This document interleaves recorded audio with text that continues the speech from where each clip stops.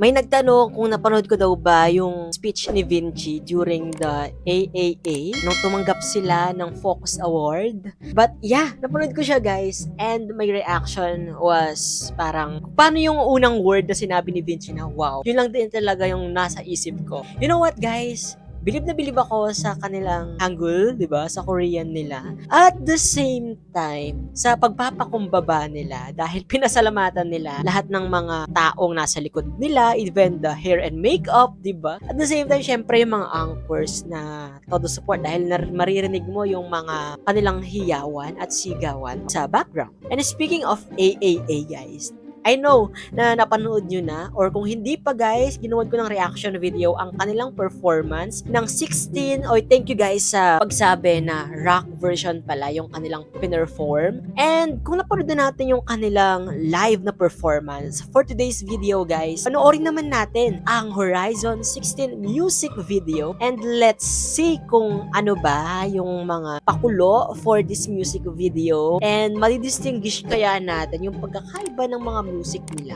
So without further ado guys, samahan niyo ako at panoorin natin to. Let's go.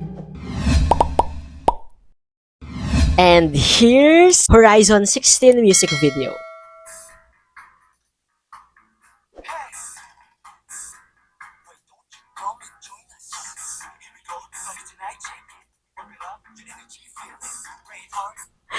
Question guys, sino ang pinakamatanda sa Horizon? I mean yung ano nila, yung age nila, kung sino yung pinakakuya sa kanila. Kasi nafe-feel ko na parang si Rister yung kuya vibe sa Horizon.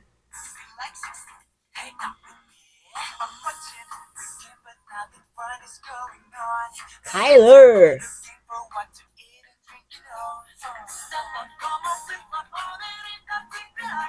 Ang cute ng set design nila for this music video. Lakas mga...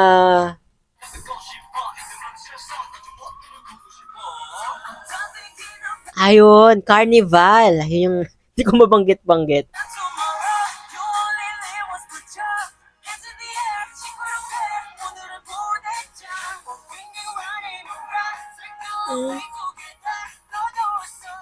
Best in wardrobe sila or attire for this music video. Ang dami nilang pa-attire.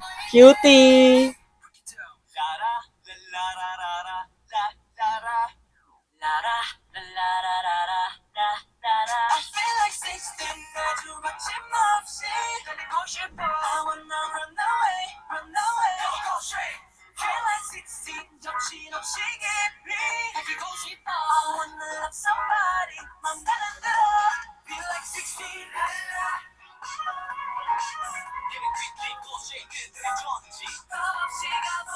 In fairness, Kyopta pa din sila, ka-vibe siya ng lovey-dovey.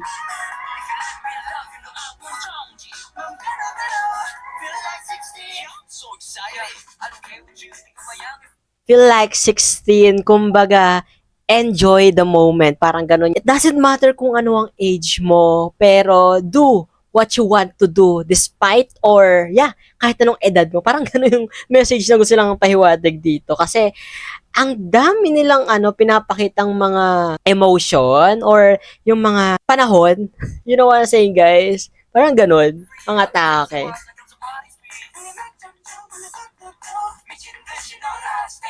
Wow, mga little scientist. Cute.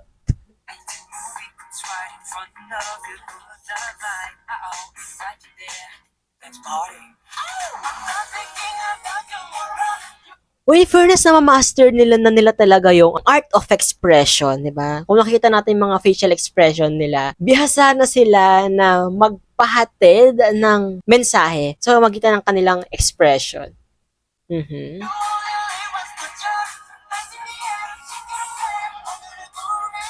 Winston! Vinci!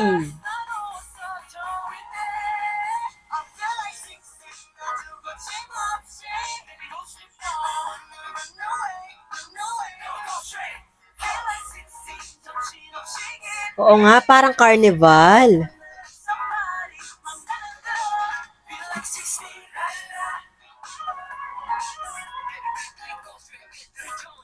Grabe talaga yung mga visuals.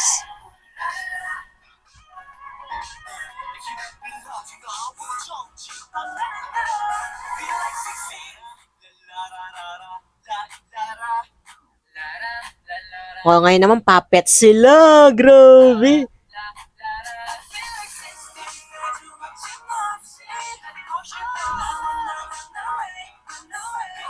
Puppet show. Makaka-induct siya, guys.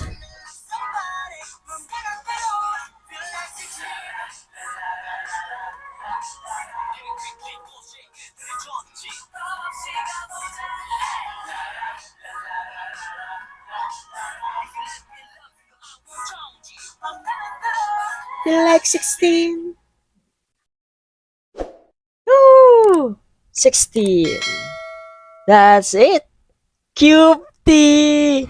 Uy guys, napanood ko yung mga clip ng second concert ng Horizon sa TikTok. Yung mga edits doon. And iba-iba emotion. Kahit nawala ako sa exactong place or exactong time na nag-concert sila, mararamdaman mo yung proudness at the same time, yung kanilang vibe. Kasi may napanood ako doon, feeling ko sobrang pagod ni Marcos yon nung nadapa siya. At the same time, yung pagtulala ni Vinci na parang namamesmerize siya sa crowd. Ganoon naman talaga, no? Kahit na gaano ka pa katagal sa industry ng music, kailangan ini-enjoy mo lang talaga. Parang yung music video nitong 16, na parang pinapahiwatig nila na i-enjoy mo lang yung buhay, i-enjoy mo lang yung mga gusto mong gawin. Carnival yung atake ng music na ini-enjoy nila lahat ng mga gusto nilang gawin. And, ayun, di ba? Nahasa na talaga yung kanilang mga vocals, expression, synchronization ng malala, guys. Congratulations to Horizon and to all the anchors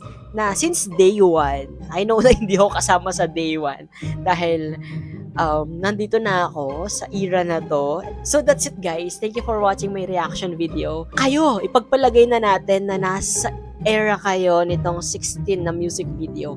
Anong masasabi nyo guys? Let me know in the comment section. Syempre kung hindi ka pa rin nakasubscribe sa channel ko, don't forget guys to hit that subscribe button and that notification bell para lagi kang updated sa mga videos na i-upload ko ba. This has been CJ guys, your man of letters. Stay safe and stay motivated. Thank you for watching guys. Bye-bye!